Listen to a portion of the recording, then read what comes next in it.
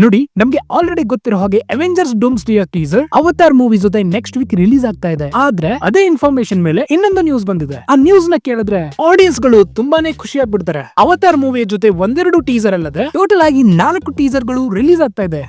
ಈಗ ನಮ್ಮಲ್ಲಿರೋ ಪ್ರಶ್ನೆ ಏನಂದ್ರೆ, ಅವತಾರ್ ಮೂವಿ ಜೊತೆ 4 ಟ್ರೇಲರ್ ಗಳನ್ನ ಯಾವ ರೀತಿಯಾಗಿ ರಿಲೀಸ್ ಮಾಡ್ತಾರೆ? ಎಲ್ಲಾ ಟ್ರೇಲರ್ ಗಳು ಒಂದೇ ಸಾರಿ ರಿಲೀಸ್ ಮಾಡ್ತಾರಾ, ಇಲ್ಲ ಬೇರೆ ಏನಾದ್ರು ಸ್ಟ್ರಾಟಜಿ ಇದೆಯಾ? ಅದನ್ ಬಿಟ್ರೆ 4 ಟೀಸರ್ ಗಳನ್ನ ರಿಲೀಸ್ ಮಾಡೋಕೆ ಕಾರಣ ಏನಂತ? ವೆಲ್, ಮೊದಲನೇ ಮಾತೇನಂದ್ರೆ ಅವೆಂಜರ್ಸ್ ಡೂಮ್ಸ್ಡೇ ಮತ್ತೆ ಅವತಾರ್ ಈ 2 ಮೂವಿಗಳು ಡಿಸ್ನಿಯ ಮೂವಿಗಳು. ಮತ್ತೆ ನಿಮ್ಗೆ ಆಲ್ರೆಡಿ ಗೊತ್ತಿರೋ ಹಾಗೆ ಈ ಸಮಯದಲ್ಲಿ ಅವೆಂಜರ್ಸ್ ಡೂಮ್ಸ್ಡೇ ಹೈಪ್ ಎಷ್ಟು ಜಾಸ್ತಿ ಇದೆ ಅಂತ. ಮತ್ತೆ ಈ 4 ಟೀಸರ್ ಗಳ ನ್ಯೂಸ್ ನಿಜವಾಗಿದ್ರೆ ನಿಮ್ಗೆ ಆಲ್ರೆಡಿ ಗೊತ್ತಾಗುತ್ತೆ ಡಿಸ್ನಿ ಎಷ್ಟು ಇಂಟೆಲಿಜೆಂಟ್ ಅಂತ. ವೆಲ್, ಸೀನ್ ಏನಂದ್ರೆ ನೆಕ್ಸ್ಟ್ ವೀಕ್ 19 ಡಿಸೆಂಬರ್ ಅಲ್ಲಿ ಅವತಾರ್ ಮೂವಿ ಮೊದಲನೇ ಬಾರಿಗೆ ರಿಲೀಸ್ ಆದಾಗ ಅದರ ಜೊತೆಗೆ ಅವೆಂಜರ್ಸ್ ಡೂಮ್ಸ್ಡೇ ಮೊದಲನೇ ಟೀಸರ್ ಅನ್ನ ರಿಲೀಸ್ ಮಾಡ್ತಾರೆ. ಮತ್ತೆ ಈ ಮ್ಯಾಟರ್ 1 ವಾರದವರೆಗೆ ನಡೀತಾ ಇರುತ್ತೆ. ಅದಾದ್ಮೇಲೆ ಮೂವಿಯ 2ನೇ ವಾರದಲ್ಲಿ 2ನೇ ಟೀಸರ್ ತೋರಿಸಲಾಗುತ್ತೆ. ಈ ಕೆಲಸ 4 ಟೀಸರ್ ಗಳ ಜೊತೆ 4 ವಾರದವರೆಗೆ ನಡೀತಾ ಇರುತ್ತೆ. ಇದರಿಂದ ಅವೆಂಜರ್ಸ್ ಡೂಮ್ಸ್ಡೇ ಮಾರ್ಕೆಟಿಂಗ್ ಜೊತೆಗೆ ಮಾರ್ವೆಲ್ ನ ಫ್ಯಾನ್ಸ್ ಗಳು ಅವತಾರ್ ಮೂವಿಯ ಟಿಕೆಟ್ ತಗೊಂಡು ಪದೇ ಪದೇ ಮೂವಿ ನೋಡೋ ಸಾಧ್ಯತೆ ಇದೆ. ಹೀಗಾದ್ರೆ ಡಿಸ್ನಿ ಸಂಭಾವನೆಯಿಂದ ಸ್ನಾನನೇ ಮಾಡ್ಬಿಡುತ್ತೆ.